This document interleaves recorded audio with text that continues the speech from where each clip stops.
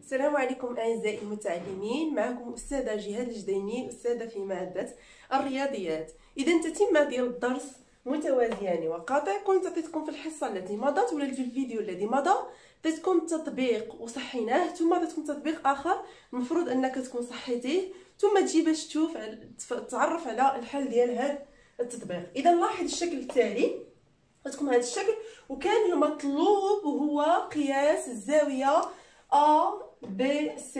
قياس الزاوية A B C. ما هو قياس الزاوية A B C؟ إذا تذكير سريع، قلنا على أن الزاويتان المتناظرتان متقايستان. إذا كان عندي مستقيمان متوازيان وقاطع فإن الزاويتان المتناظرتان متقايستان. ثم قلنا على أن الزاويتان المتبادلتان داخليا متقايستان. إذا لاحظ معايا هنايا، المطلوب هو أنني نوجد قياس الزاوية A B C. واضح؟ إذا نسألنا هنايا ما هي الزاوية المتبادلة داخليا مع الزاوية A B C؟ سنجد على أن الزاوية المتبادلة داخليا معها، نعم، هي الزاوية B C D.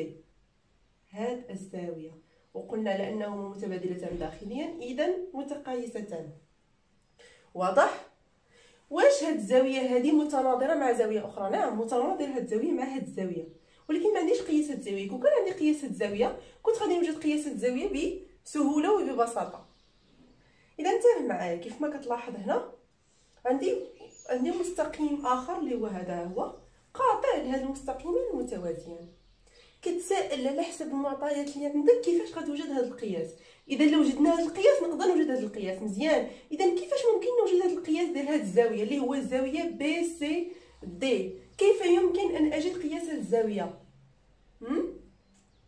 عندي المثلث بي سي دي، وانا كنعرف على ان مجموع قياس زوايا المثلث يساوي 180 درجه. اذا كان عندي قياس هذه الزاويه وقياس هذه الزاويه، غادي نقدر نعرف قياس هذه الزاويه بالنسبه للمثلث بي سي دي، بالنسبه للمثلث بي سي دي. واضح؟ اذا هل يمكن ان اعرف قياس هذه الزاويه؟ وهل يمكن ان اعرف قياس هذه الزاويه؟ قياس هذه الزاويه هو 60 درجه.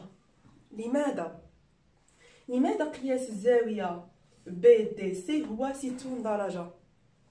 لأن هذه الزاوية متقابلة بالرأس مع هذه الزاوية، وحنا كنعرفوا على أن قرينا في درس الزوايا على أن الزاويتان المتقابلتان بالرأس يكونان متقايستان. إذا الزاويتان المتقابلتان بالرأس هما متقايستان. إذا قياس هذه الزاوية غيكون حتى هو 60 درجة، وقياس هذه الزاوية غيكون 70 درجة. مزيان. اذا في هذا المثلث هذا وجدت قياس هذه الزاويه، وجدت قياس هذه الزاويه، وهذه الزاويه بقى. اذا شنو غادي نديرو؟ غنديرو 180 درجه ناقص 60 زائد 70، وبذلك غادي نوجد قياس هذه الزاويه. وإلا وجدت قياس هذه الزاويه بطبيعه الحال غنوجد قياس هذه الزاويه. اذا سنكتب لنحسب او لا لنجد. اذا لنحسب قياس الزاوية A B C. مفهوم؟ زاوية A B C. إذا لدينا ماذا لدينا؟ غادي نتكلموا لدينا قياس هذه الزاوية. إذا لدينا في المثلث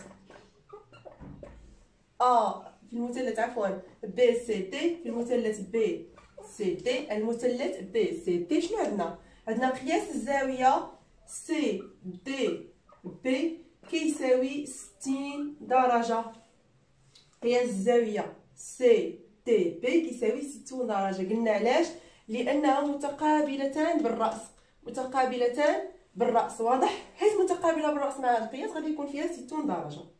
وقياس هذه الزاوية هذه اللي هو سي بي، قياس الزاوية سي بي دي كم يساوي 70 درجة. مفهوم؟ بما أن مجموع زوايا مثلث هو 180 درجة، إذا نديروها بين قوسين، بما أن مجموع زوايا مثلث هو 180 درجة. فإن ماذا؟ فإن قياس الزاوية BCD، قياس هذه الزاوية سيساوي 180 درجة، واضح، ناقص 70 درجة زائد 60 درجة، 70 درجة زائد 60 درجة.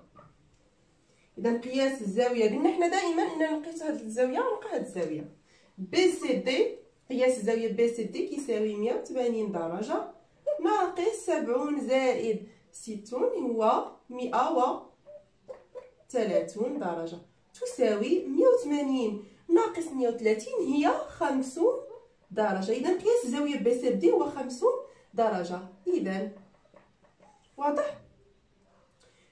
ومنه فإن ماذا؟ فإن قياس الزاوية ABC كيساوي قياس الزاوية BCD كيساوي 50 درجة.